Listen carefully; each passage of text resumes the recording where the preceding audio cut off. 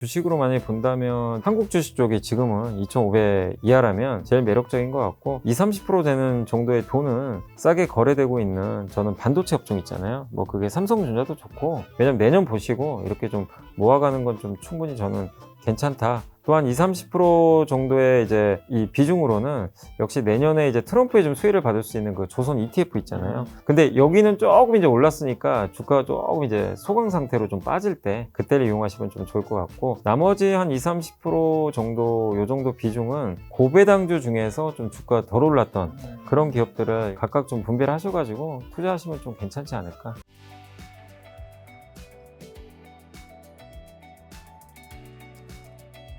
지금 트럼프의 수혜 종목 중에서 조선중공업 해주셨는데 한국에서 대표 종목이 HD 현대중공업, HD한국조선이, 현대미포즈, 삼성중공업, 하나옵션 등이 있는데 이 중에서 좀 어떤 걸 좋게 보시나요? 저는 이제 현대중공업 그룹주 있잖아요. 뭐 이렇게 미포나 현대중공업, 한국조선이나 다 괜찮게 보고 있고 다만 이제 주가들이 조금 올랐으니까 약간 쉴 수 있다라고 좀 보시면 좋겠지만 현대중공업 그룹주가 우리나라에서는 가장 또 탄탄하기 때문에 워낙 또 수익성도 좋은 편이라 그쪽을 조금 더 선호하는 편이고 다만 이제 조선주도 우리나라도 많이 있잖아요. 그래서 요즘엔 조선주도 ETF가 있으니까 한국에 많이 좀 출시된 그 대표 ETF도 이게 좀 선정하기 어렵잖아요. 뭐 삼성이나 하나오션이 또 나쁘다고도 보기 어려운 기업들이 가면 같이 가거든요. 그렇기 때문에 가장 좋은 대안은 저는 오히려 좀 조선업종 ETF 이런 것들 투자하시는 것도 주가 빠질 때마다 뭐 적립식으로 모아 가시는 건 좀 괜찮지 않을까라고 생각하고 있습니다. 올해 가장 뜨거웠던 방사는 어떻게 보세요? 방사는 좀 쉬어갈 것 같아요. 왜냐하면 이제 두 가지 이유 때문인데 첫 번째가 얼마 전에 이스라엘과 헤즈볼레가 이제 휴전 합의했잖아요. 그때 이제 방산주가 좀 빠지더라고요. 근데 내년에 제일 큰 이슈가 뭐죠? 결국에 우크라이나랑 러시아가 트럼프에 의해서 할 가능성이 높아요. 그러면 일단 방산주는 그 자체로 좀 모멘텀이 떨어지니까 올해 또 주가 많이 올랐잖아요. 그게 하나 있고 그 다음에 일론 머스크가 정부 효율화 위원회 선임이 되고 나서 뭐라고 했냐면 F-35라는 그 스텔스기 있잖아요. 첨단. 그거 만드는 이런 바보 같은 걸 왜 만드냐. 그렇게 비난을 했어요. 이게 나쁘다가 아니라 돈이 너무 많이 들어가요. F-35 운영 유지하는데도 예산이 엄청나게 들어가고 만드는 비용도 엄청나잖아요. 지금은 그런 거 갖고 싸우는 시대가 아니라 무인 드론 같은 거 있잖아요. 무인기. 그 무기를 가지고 싸우는 시대인데 그건 훨씬 저렴하거든요. 그거 가지고 효과를 낼 수 있다 보니까 그런 발언을 하자마자 미국의 로키드 마틴 같은 방산주가 폭락을 하더라고요. 결국 정부 예산을 줄일 수 있다는 좀 우려감이 있어서 물론 저는 우리나라 한국의 방산주는 여전히 중장기로 좋게 보는 게 트럼프가 원하는 건 이제 각자 도생입니다.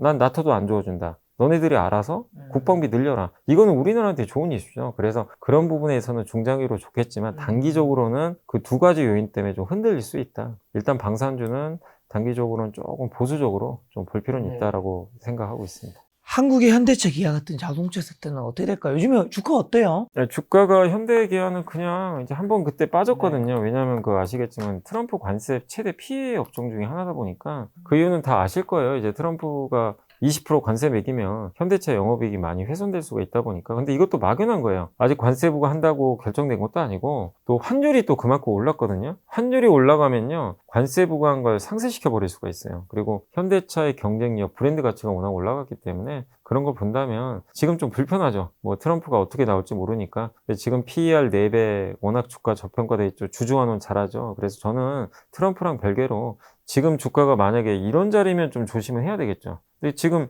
30만 원에서 벌써 한 20만 원 초반까지 왔으니까 현대나 기아나 또 고배당주니까 고배당주 중에서 가장 투자하기 편한 업종 중에 하나가 자동차입니다. 주가 빠져가지고. 그래서 지금은 현대 기아를 저는 오히려 투자해야 될 시기다라고 생각은 하고 있습니다. 요즘 네이버 카카오는 어떤가요, 도대체?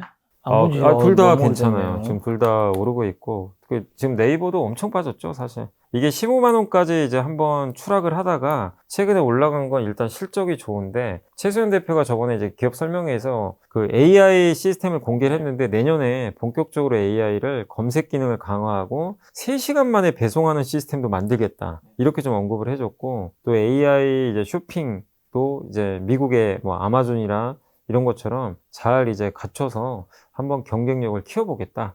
라고 언급을 했고, 또 저는 네이버가 우리나라에서는 어쨌든 생성의 AI라는 그 모델을 갖고 있잖아요. 하이퍼 글로벌. 이게 저는 국가 전략 자산으로 저는 개인적으로 생각을 하거든요. 왜냐면 지금 우리나라 뭐 챗GPT도 있고, 구글의 제미나이도 있고 이런 생성형 언어 모델은 다 미국 거죠. 근데 우리나라 토종은 사실 네이버가 갖고 있어요. 그 우리나라 입장에서도 제 AI는 안보 문제거든요. 근데 미국에 의존하기 힘듭니다. 사실 이 AI의 생성형 언어 모델을 정부가 썼을 때 구글 걸 쓰긴 좀 사실 부담스럽거든요. 근데 그런 상황에서 네이버라는 회사가 하이퍼클로버 X를 만들었기 때문에 이걸 국가 전략 자산으로 키울 가능성은 저는 굉장히 높다고 생각을 해요. AI 쪽에서. 그 가치도 반영이 저는 돼야 된다. 그래서 숨겨놓은 저는 어쨌든 이제 우리 한국의 대표적인 AI 기업으로 네이버 긍정적으로 봐주시면 좋을 것 같고, 카카오는 사실 아직까지는 좀 시간은 걸릴 것 같아요. 지금 카카오가 지금 뭐 매출 성장이라 이런 것들이 좀 정체되어 있는데, 다만 최근에 이제 카카오도 워낙 많이 빠졌고, 근데 여기서 이제 더 이상 나쁠 게 있겠냐라는 이제 인식들이 좀 있다 보니까 고점이 어디였죠? 17만 원인가 6만 원이었던 것 같아요. 한번 보시면 어마어마하게 빠졌습니다. 근데 그동안 성장도 못하고 김범수 의장이 뭐 구속되는 그런 좀 불미스러운 사건도 있다 보니까 신뢰도 완전히 잃어버리고, 그래서 여러 가지로 안 좋았지만 일단 바닥은 찍었지만, 저는 카카오는 아직까지는 이게 올라가려면 뭔가 성장에 대한 그림을 보여줘야 되는데 그게 아직까지 명확하게 안 보이고 있어서, 카카오는 일단 지금은 저는 개인적으로 기술적 판단 이렇게 좀 생각을 하고 있어서 네이버가 좀 상대적으로 더 낫지 않나 라고 생각하고 있습니다. 이 내년 2차 전지는 괜찮아질까요? 2차 전지는 지금 분위기로는 좀 아직은 시간 걸릴게요. 실적이나 이런 거 보면 이제 거의 바닥은 나왔는데, 문제가 뭐냐면 트럼프 당선인의 그 IRA 법안 폐지 있잖아요. 이런 게 이제 어떻게 될지 진행될지 아직 확실하지가 않아서 내년 1월에 취임하고 2, 3, 4월에 정책을 한번 확인을 하셔야 돼요. 폐지는 안 될 거예요. 폐지할 수는 없는 게, 지금 미국의 상원 의원이 공화당이 53명인데 60명이 찬성해야 폐지가 가능한데 민주당이 도와줄 리가 없잖아요. IRA 법안을 만든 게 민주당이니까. 사실 폐지는 좀 불가능하고, 다만 이제 법안을 일부 수정해가지고 예산을 줄인다거나 뭐 보조금을 조금 줄인다거나 그런 건 가능하다고 하는데, 될지 안 될지 모르는데 시장은 아직 모르니까 불확실하게 느끼거든요. 차라리 그게 되면 되는 거고 안 되면 안 되는 거고 명확하게 결론이 나야 되는데, 근데 그거 확인하려면 어쨌든 내년 취임 이후로 한 1, 2분기 봐야 되거든요. 저는 개인적으로 그래서 내년 하반기가 2차 전지 좋지 않을까. 상반기까지는 박스권. 왜냐하면 두 가지입니다. 어차피 상반기에 그 정책들이 나오면 불확실성이 해소되고요. 좋든 나쁘든. 근데 주가는 이미 안 좋은 걸 선반영했기 때문에 전 나쁜 걸로 안 보고, 그리고 일론 머스크가 어쨌든 테슬라의 오너잖아요. 전기차잖아요. 그렇기 때문에 전기차를 마냥 그냥 안 좋게 미국에서 팽시키기는 어려워요. 아무리 트럼프라고 하더라도 일론 머스크가 있고, 또 26년에는 일론 머스크가 지금 약속을 했던, 드디어 뭐가 나오죠? 자율주행 택시가 나온단 말이에요. 자율주행 택시는 기본적으로 전기차로 갑니다. 내연기관이 아니거든요. 그렇기 때문에 26년도를 봤을 땐 본격적으로 저는 전기차 시대가 또 한 번 올 수도 있다. 또 그리고 26년부터 27년까지 그림은 왜 나쁘지가 않냐면, 어차피 트럼프는 26년도가 되면요, 중간 선거가 한 번 있지만 2년 정도 이제 시간이 좀 지나고 나면 당선됐기 때문에 더 이상 대통령을 할 수가 없거든요. 예. 27년이나 28년 정도로 이제 가면 갈수록 본인의 힘이 떨어져요. 본인도 알아요. 알겠죠? 그래서 모든 정책은 내년에 다 나오고 26년 말하고 27년으로 갈수록 조금 힘이 이제 부족할 수밖에 없는 거죠. 그런 걸 우리가 생각을 한다면 마냥 계속 트럼프가 전기차를 누르기 어렵다는 거죠. 그래서 저는 내년 하반기부터는 전기차, 이 배터리 회사들의 주가도 지금보다 훨씬 좋은 그림이 나오지 않겠냐, 이렇게 예상을 일단 하고 있습니다. 최근에 포스코리드스, 에코프로비엔 같은 종목 차트가 어때요? 지금 뭐 그렇게 썩 좋지는 않습니다. 그냥 바닥을 좀 헤매고 있어요. 뭐 포스코홀딩스도 지금 보시면 여전히 좋지가 않고, 일단 이제 실적에 대한 우려감도 아직 남아있고 하다 보니까, 뭐 에코프로비엠도 참 분위기 좋지 않은데, 근데 이 이유는 여러분들 아시죠? 이렇게 빠진 이유는 트럼프 당선되고 나서 그걸 선반영했다. 다만 주가는 당분간은 좀 지지부진할 수밖에 없는 그런 상황으로 보고 있습니다. 자, 우리나라 대표 삼성바이오로직스, 셀트리온, 제약바이오 종목 섹터는 좀 어떻게 보시나요? 지금 요즘에 제약바이오도 올해 너무 좋았다가 최근에 좀 부진하긴 한데, 많이 올라서 그런 거고요. 뭐 특별히 악재가 있다 이런 거보다, 알테오젠 같은 경우는 아시겠지만 뭐 특허 침해라든가 이런 뭐 여러 가지 이슈들이 제기됐는데, 실제 특허를 침해한 건 아니고 골드만삭스가 뭐 특허 침해에 대한 보고서를 좀 쓰다 보니까 그런 우려감들이 있었는데, 한국의 대표적인 뭐 삼성바이오나 알테오젠이 좀 흔들리다 보니까 바이오도 좀 흔들렸지만, 그러나 지금 주가는 다시 한번 회복되는 모습이 나오고 있고, 이 기업들의 특징은 성장도 하고 있고, 또 미국의 대표적인 기업의 기술 수출도 성공을 했고, 삼성바이오로직스 같은 경우는 수주도 잘하고 있고, 내년에 오공장이 내년 4월에 본격 가동을 하게 되면 실적은 더 점프할 가능성이 높다고 보고 있거든요. 또 미국의 생물보안법 이슈가 좀 있죠. 중국 기업과 미국 바이오 기업이 거래하지 마라. 이런 법안이니까 그런 것들이 또 통과가 된다면 우리나라 바이오가 미국 기업들의 또 수주를 받을 가능성이 높기 때문에 이런 거 전체적으로 보면 일단 바이오는 여전히 저는 긍정적으로 보고 있습니다. 다만 이제 올해 알테오즘만 해도 주가 많이 올랐잖아요. 그러니까 조금 한두 달 정도의 쉬어가는 구간 정도 좀 진입하고 있다.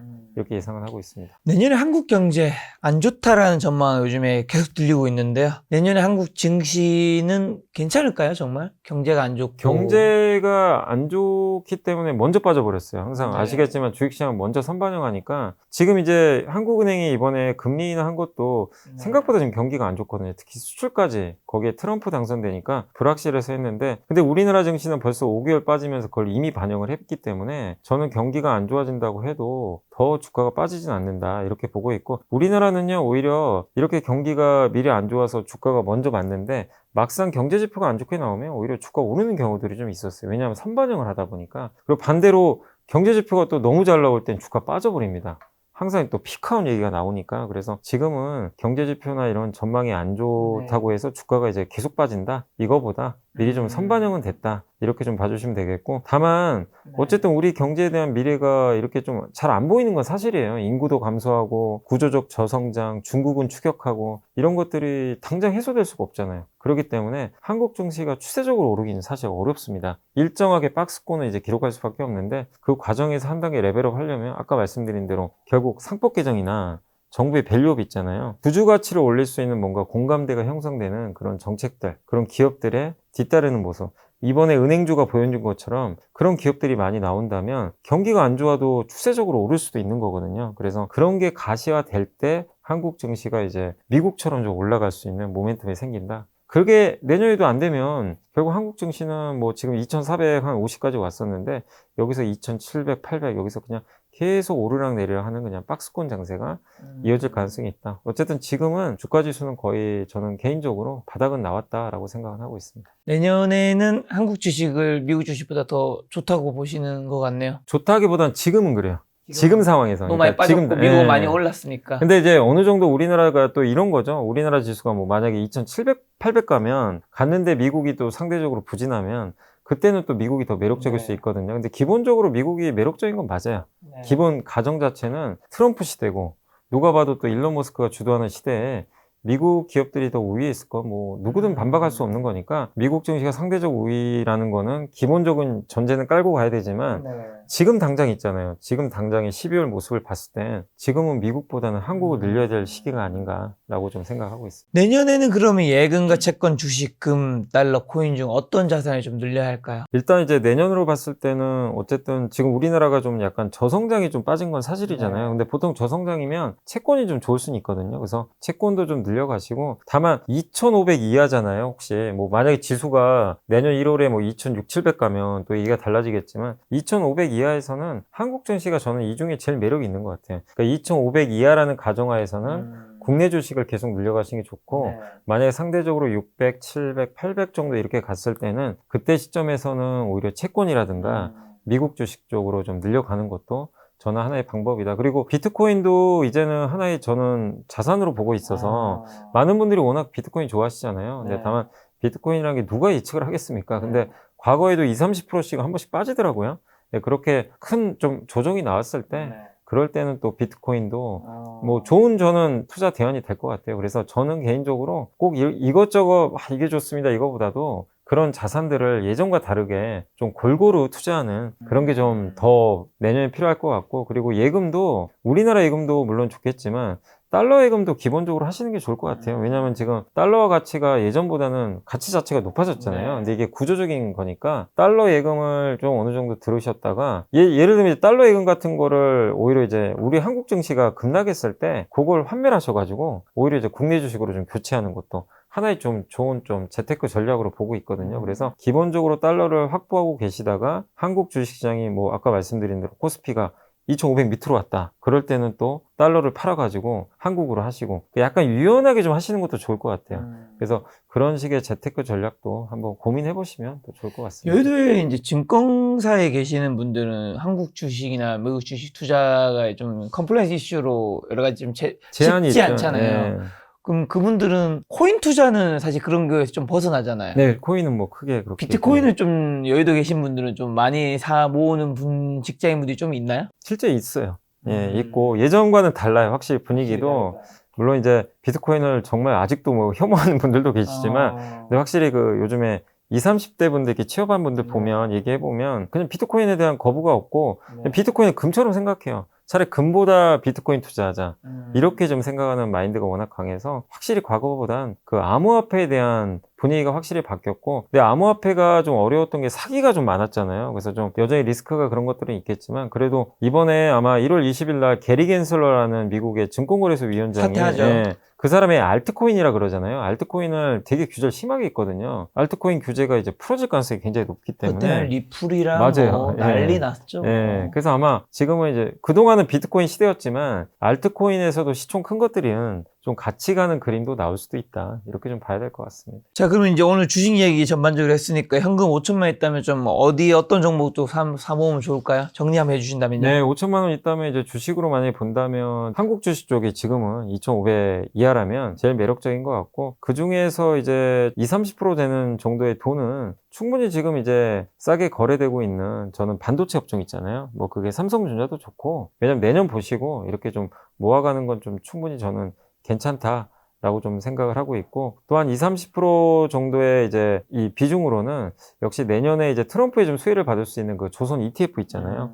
이런 것들도 한번 근데 여기는 조금 이제 올랐으니까 주가가 조금 이제 소강 상태로 좀 빠질 때 그때를 이용하시면 좀 좋을 것 같고 나머지 한 20, 30% 정도 요 정도 비중은 결국엔 저는 이제 밸류업 배당 많이 주고 주주환은 좀 잘해줄 수 있는 그런 기업들인데 근데 그중에 사실 아까 말씀드린 통신이나 이런 거 많이 갔지만 다크호스로 아까 한국전력이라든가 배당 많이 주는데 지금 안 간 업종이 아까 현대차도 있을 거고 또 하나가 그 광고 기획사들 있잖아요. 뭐 제일기획이나 이노션 같은 경우 배당 수익률이 한 6% 넘는데 주가들이 별로 오르질 못했어요. 그래서 그렇게 고배당주 중에서 좀 주가가 덜 올랐던 그런 기업들을 이렇게 좀 각각 좀 분배를 하셔가지고 투자하시면 좀 괜찮지 않을까. 네, 마지막으로 내년에 주식 투자 포인트란 눈여겨봐야 될 변수 한번 찝어 주시면서 개인 투자분들 어떤 전략을 좀 시장에 대응해야 될까요? 너무 저는 트럼프 스타일 알잖아요. 거래 기술이란 책도 쓴 것처럼 뭐를 하나 얻기 위해서 굉장히 센 발언을 하더라고요. 근데 이번에도 아마 아시겠지만 갑자기 브릭스 국가들이 탈달러를 한다고 하니까 100% 관세 매겨버리겠다. 멕시코에 마약 단속 안 하면 25% 관세 때리겠다. 그게 딱 봐도 거의 협박용이에요. 사실은 관세부가 한다기보다 자기가 얻기 위해서 뭔가를 세게 얘기하고 협박을 한 다음에 안 주면 이제 그거를 매기겠다는 건데 사실 근데 반대로 또 생각하면 그런 것들을 어느 정도 맞춰주면 그냥 협상을 통해서 그런 것들이 해소될 수가 있는 거거든요. 근데 지금 우리나라 증시나 이런 걸 보면은 막연하게 트럼프가 이런 걸 부과를 해가지고 정말 한국 경제에 엄청난 타격을 줄 것 같다. 이런 공포가 있는 것 같아요. 그래서 너무 좀 공포가 과장된 감도 있으니까 트럼프의 생각을 그러니까 말만 믿지 마시고 말하는 것만 보면 진짜 무섭거든요. 옛날에 트위터도 많이 날린 것처럼. 근데 그거보다 도대체 이 사람이 얻고 싶은 게 뭘까? 그거의 함의를 좀 먼저 생각하시고 그 내용들을 좀 바라보시면 좀 더 현명한 좀 투자가 가능하지 않을까 이렇게 보고 있고 또 한 가지는 좀 내년에 대한 불확실성은 크지만 분명한 건 영원한 상승도 영원한 하락도 없잖아요. 그래서 미국은 지금 비트코인도 영원히 오를 것 같아요, 느낌은. 근데 우리나라 영원히 빠질 것 같거든요. 근데 항상 어느 시점에서 바뀌거든요. 그래서 지금은 기왕 국내 주식에 지금 버티시고 계신 분들은 이제 와서 미국이나 비트코인 갈아타지 마시고 힘드시더라도 좀 끝까지 한번 한국 주식시장에 좀 머물러 계시기를 다시 한번 좀 말씀드리고 싶습니다. 알겠습니다. 내년에는 좀 한국 주식이 정말 좀 지금보다는 괜찮아지기를. 사실 지금보다 더 안 괜찮아지기도 쉽지 않다. 너무 안 좋아가지고. 네. 그렇죠. 내년에 지금보다 그래도 좋아지지 않을까. 내년에 좋은 장일 때 다시 이사님 한번 초대하도록 하겠습니다. 오늘 만난 손님은 염성 이사님이었습니다. 지금까지 소중한 시간 함께 해주셔서 정말 감사합니다. 오늘도 김 작가였습니다. 고생 많으셨습니다. 네,